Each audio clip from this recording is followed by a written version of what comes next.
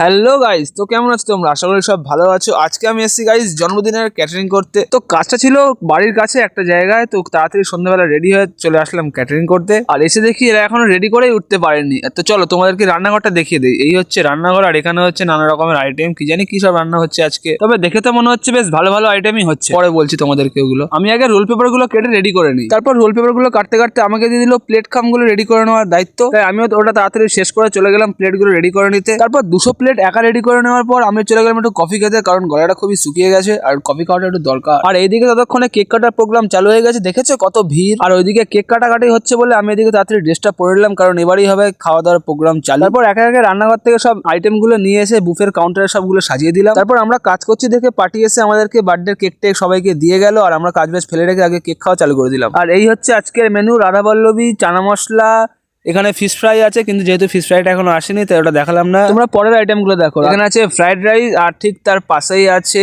দই কাতলা, আর তার পাশে আছে চিকেন কষা, আর তার পাশেই আছে চাটনি, পাঁপড়, পায়েস, সন্দেশ, আর মিষ্টিতে আছে গোলাপ জামুন, গরম গরম নরম নরম গোলাপ জামুন, দেখেছো কেমন রসে ভরপুর। আর এইদিকে আছে পান। তারপর আমাদেরকে দিয়ে দিল মাথায় টুপি, যে টুপির কোনো কাজ নেই কিন্তু তাও পড়তে হয়, তাই পড়লাম। তারপরে আমরা খাওয়ানো চালু করলাম, আর আমার মাথায় খুব অসুবিধা হচ্ছিল বলে আমি মাঝে মাঝে টুপিটা খুলে ফেলছিলাম, আবার টুপি পরে নিচ্ছিলাম। এমন করেই সারাক্ষণ কাজ করতে লাগলাম। তো গাইস, আমি যতক্ষণ কাজ করি তোমরা আমার চ্যানেলে গিয়ে এমন অনেক আরো ভিডিও আছে, গিয়ে দেখে আসো। দেখা হচ্ছে পরের ভিডিও।